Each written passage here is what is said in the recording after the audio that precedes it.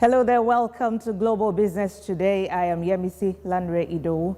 Well, we'll kick off in South Africa now, where desperate family members of illegal miners, believed to number in the hundreds, waited outside a disused mine shaft in South Africa this Friday in the hope of their loved ones emerging from the hole in the ground. The miners are in a standoff with police who have blocked their supplies of food and water and are trying to force them out to arrest them for illegally entering the abandoned mine in search of leftover gold, a common problem in South Africa. More than 1,000 illegal miners have already resurfaced in recent weeks as the police have cracked down on them, and at least one dead body has been brought up. No, we only want the police to help us so that we can take those people from underground so that they can come outside, because they've been trapped without food, without water, without nothing. So they must come out, all of them, so that they can be safe, they can get food. I've got my brother. One brother came to do mining. Now we've got 7 months inside, but I'm looking for that brother. I don't have even communication with my brother. That's why you see me here. Those people must come out because we have brothers there, we have sons there. The father of our kids are there. Our children are struggling. So we want help. So our government must help us. So if the sick persons are down there, what is going to happen to them? They're going to die if they don't get medication, water to sustain them. So we are pleading with them. We are here for brothers and sisters, and my husband is here. Have 8 months underground. So my police is there. We can't Zamazama put food underground. The many people are died there because no food, no water. And in Zamazama we are support because we are alive. The Zamazama put the food on the table, and then we pay the rent.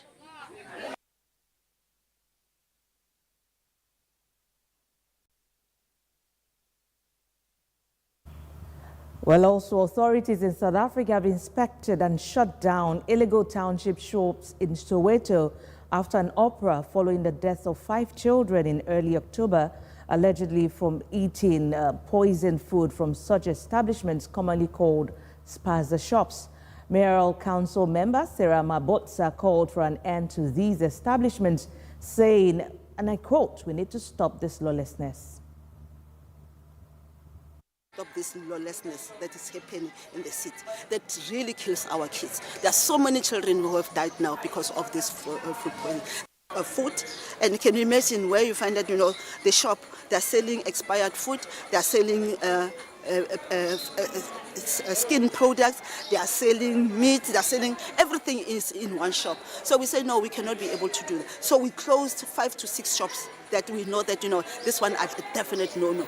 We're not saying people mustn't trade. We're saying people must trade formally. They must have all the relevant papers. They must have their places, their establishment must be very clean so that everyone can be safe and make sure that, we're eating proper food. I know, I see every day. Ukuthi nje into zalazi fresh. Ever fresh. Lana kunama inspector azayo. And this shop is having papers, all the papers. This shop is registered. Well, staying in South Africa, still a slowing inflation continues to make way for a series of cuts through the middle of next year. South Africa's Reserve Bank will cut its repo rate next week, and survey reveals that this is likely to spur growth to almost 2%. The repo rate is expected to fall again by 50 basis points in either one move or cumulatively in January and March, followed by a 25 basis point cut at the May meeting to reach 7.00%. Inflation is expected to average 4.2% next year before quickening to 4.5% in 2026. The rand, on its part, has faced a difficult time against a resurgent dollar since elections, as investors ponder to what extent President-elect Donald Trump is likely to deliver tariffs across the world. All right, now we head over to East Africa. The Kenyan shilling showed little change on Friday as the supply of dollars from exports matched the demand coming from the manufacturing sector and oil retailing companies. The shilling traded at 128.70 shillings and 129.70, which reflects a slight dip compared to Thursday's closing rate at 128.75 and 129.75. Well, this stability in the currency suggests a balanced market where the influx of dollars from exports is effectively countering the needs of local businesses. Well, as the economy navigates these dynamics, the performance of the shilling may continue to fluctuate based on the interplay between export revenues and sector demands. Well, staying in East Africa, precisely Uganda, the Ministry of Energy is opening up new exploration areas that's talking about oil, which will, among others, contribute to the sustainability of oil production in the country. Well, the State Minister for Energy, Sidronius Okasai Opolot, received a report on the exploration from the Assistant Commissioner for Petroleum Exploration on Thursday in Kampala. Well, the three new areas are on frontier basins for petroleum activities spanning 17,244 square kilometers across the country. Well, Uganda's Minister of Energy and Mineral Development, Dr. Ruth Nankaberiwa Nsetamu, now joins us. Many thanks for your time, Doctor. Well, let's begin this way. Could you share with us some of the recent breakthroughs in oil exploration in Uganda? And of course, how are these developments transforming Uganda's energy landscape? Thank you very much. The oil exploration in Uganda is going on very well. We are excited that we are drilling. We are expecting the associated gas that will come out to facilitate on our energy mix, especially where we expect the liquefied petroleum gas that will help us reduce on the cutting down of trees. These explorations and developments have come with opportunities for technology transfer and job creation, a lot of activities, and we have a law that protects Ugandans, a law on national content. So a number of them have been trained by our partners that are developing both areas, CNOOC at Kingfisher and the Total Energies at Tilenga. So we have invested, but we expect to get money for the rest of the 25 years that the project will be running. And so this money will do a great job in as far as infrastructure development is concerned, because it is ring-fenced for infrastructure, standard gauge railway, energy infrastructure, name it. So we are expectant. All right, so Doctor, as Uganda looks to advance its energy industry, now tell us what specific benefits or insights do you see coming from your participation at the last ADIPEC? When we come to ADIPEC, we interface with many countries, those that are ahead of us. We are able to share challenges of financing, but we are also able to put our voice as emerging economies, as people who are young in the business.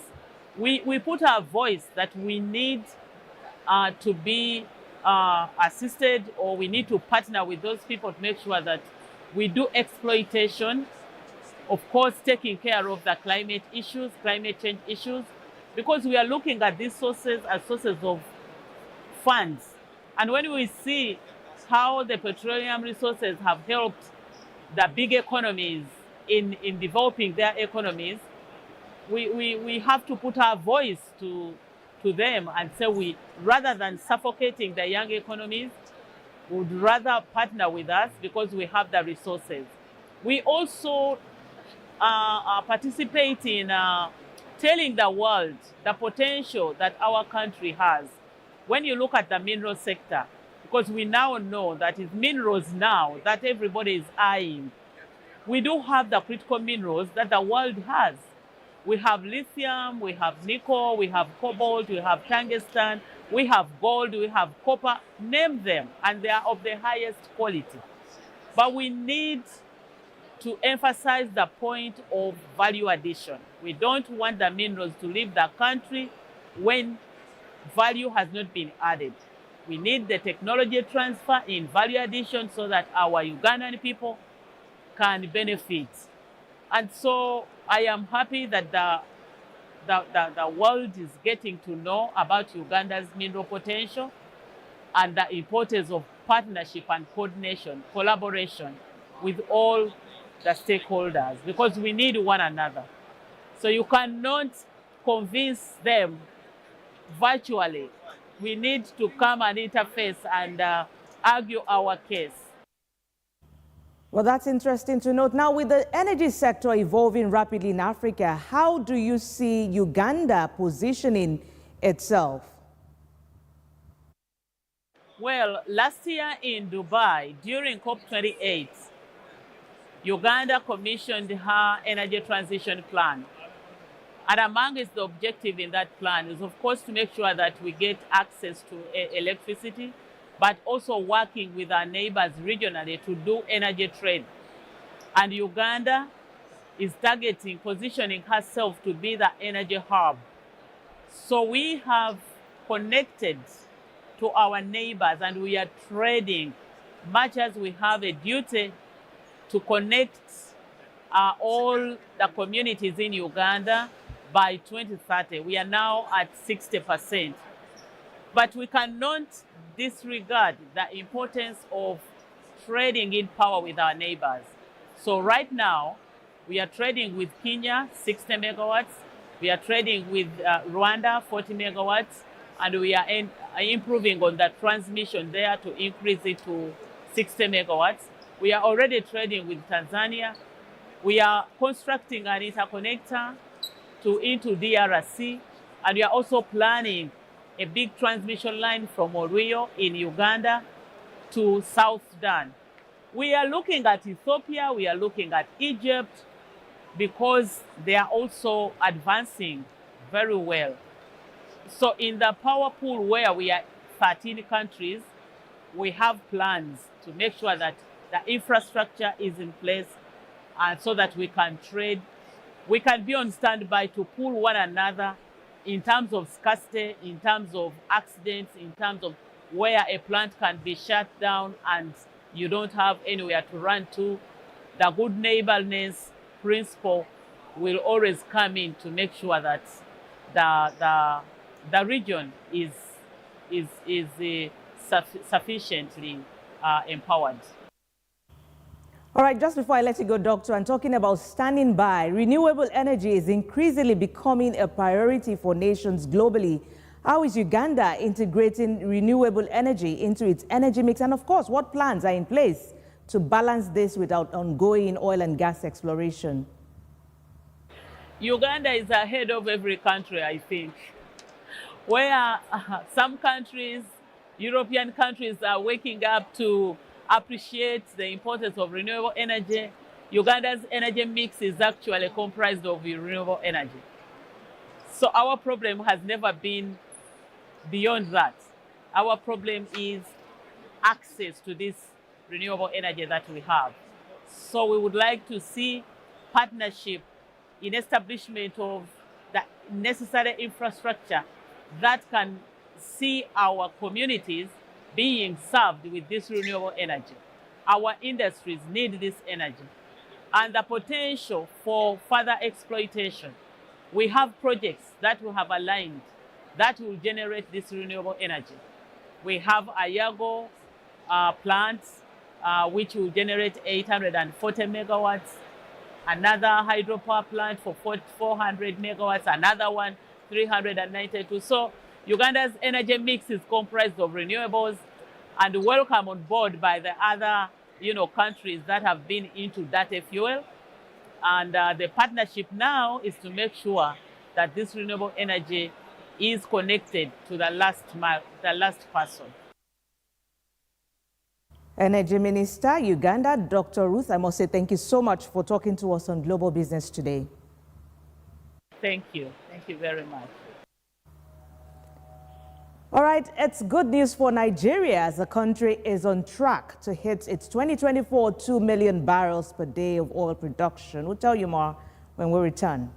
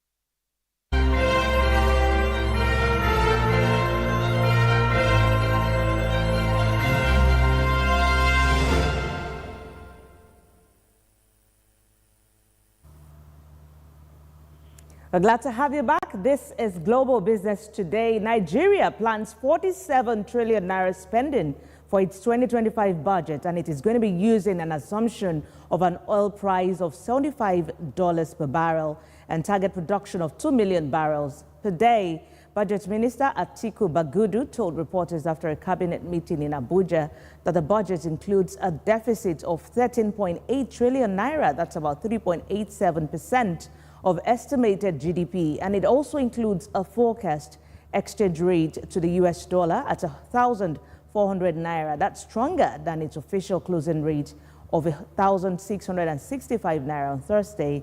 Well, the minister added that the government's fiscal efforts were on track, with key non-oil revenue streams performing better than anticipated.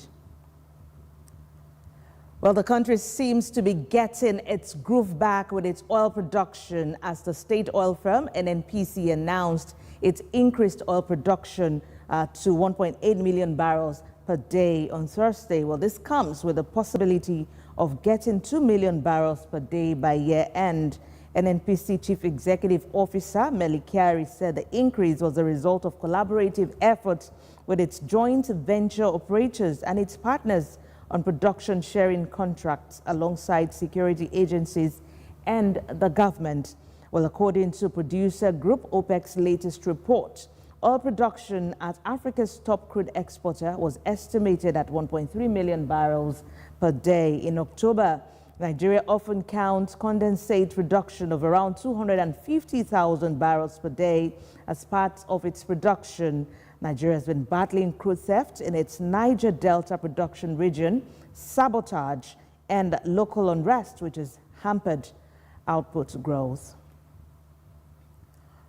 All right, now, in our inaugural Mansion House speech, Britain's Finance Minister Rachel Reeves presented her plans for economic growth during the annual address to business leaders. She emphasized the importance of driving growth in key areas like boosting private investment and reforming the economy. Economic growth will remain our central mission in the coming weeks, months, and years, and I believe we can achieve more and accelerate our growth potentially. Those were our words.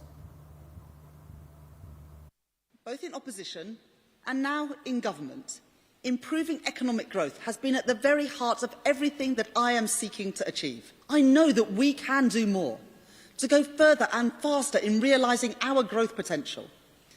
So that is why economic growth will continue to be the central mission in the weeks, months and years ahead. Having focused on economic stability and public investment in the budget, tonight I will set out the steps that we are taking to drive growth across the other key areas that have long been my priority: increasing private investment and reforming our economy. That we are in a moment of flux, and a new approach was required to build secure and sustainable growth on the platform of stability, investment and reform. It was a budget that tackled two elements in our plan for economic growth. First, it provided economic stability by putting our public finances back on a firm footing. That required difficult choices on spending, on welfare, and on tax. But by making those tough choices now, we are providing stability for the long term. Public investment was set to fall by nearly 1% of GDP under the plans that I inherited. That would have held back our growth potential for many years to come. As the International Monetary Funds have set out, low levels of public investment have been a major contributing factor to the UK's weak growth performance, not least because it makes it harder to catalyse the private investment that we so badly need. Now, as a result of the measures that we have taken, public investment will be £100 billion higher over the next 5 years, creating jobs and driving growth and opportunity across the United Kingdom. We are the second largest exporter of financial services in the G7, but we cannot take the UK's status as a global financial centre for granted. In a highly competitive world, we need to earn that status, and we need to work to keep it. I have been determined to do just that since becoming Chancellor. Well, still at the Bank of England, Governor has urged ministers to rebuild relations with the EU, warning that Brexit has undermined the UK's economy. Well, still at the Mansion House dinner in the City of London, Andrew Bailey stated that he didn't take a specific stance on Brexit, but emphasized the need to highlight its consequences. He said Brexit had weighed on the economy, pointing out in particular the impact of Brexit on the UK's trade in goods. Well, he made the statement, quote, it underlines why we must be alert to and welcome opportunities to rebuild relations while respecting the decision of the British people. Now, I've said many times as a public official, I take no position on Brexit per se, and that's very important. But I do have to point out consequences. The changing trading relationship with the EU has weighed on the level of potential supply. The impact on trade seems to be more in goods than services, which I don't think is particularly surprising. But it underlines why we must be alert to and welcome opportunities to rebuild relations while respecting that very important decision of the British people. My point is this: amidst the important need to be alert to the threats to economic security, let's please remember the importance of openness. It's an important determinant of productivity. I'm afraid the UK has almost continuously been at the bottom of the G7 league table since the late 1990s. So, other things equal, the UK has a lower level of capital. And looking over the last 10 years, business investment in the UK has been particularly weak by G7 standards. So we do need to encourage business investment in the UK. We're still talking European matters. France nuclear fuels company Orano has raised an alarm over its uranium plant in Niger. The French company warns of a deteriorating financial situation at its Sommer uranium plant there. Its board has now sought a temporary halt on expenditures related to mining and processing ore, but says it's in no way a cessation of operations or closing of the site, but merely the decision to place a stop on all non-essential expenditure in the current configuration. Niger is one of the world's largest producers of uranium, the most widely used fuel for nuclear energy, and Orano owns more than 60% of Sommer, while Niger state-owned Sopamin holds the rest. Despite the crisis-hit property sector in China's factory, output growth slowed in October, and it is still too early to call. Although consumers pecked up keeping alive calls for Beijing to top up its recent blitz of stimulus to revitalize the economy, the burst of data is likely to maintain pressure on Chinese policymakers as the brace for the return to the White House of Donald Trump was vowed to hike tariffs on Chinese goods and named China hawks to his cabinet, and a troubling sign for the world's second biggest economy. The National Bureau of Statistics data showed Friday that October industrial output grew 5.3% from a year earlier, while China's economy improved further at the start of fourth quarter. That's thanks to stronger than expected consumer spending. And with that, oil prices also fell Friday, heading for a weekly loss on worries about waning Chinese demand and expectations of fewer U.S. Federal Reserve interest rate cuts. Brent crude futures dropped 97 cents, that's 1.34%, to $71.59 a barrel. U.S. West Texas Intermediate crude futures were down 94 cents, that's 1.37%, at $67.76. And for the week, Brent is set to fall 3%, while the WTI is set to decline nearly 4%. Well, data shows China's oil refiners in October processed 4.6% less crude than a year earlier because of plant closures and reduced operating rates at smaller independent refines.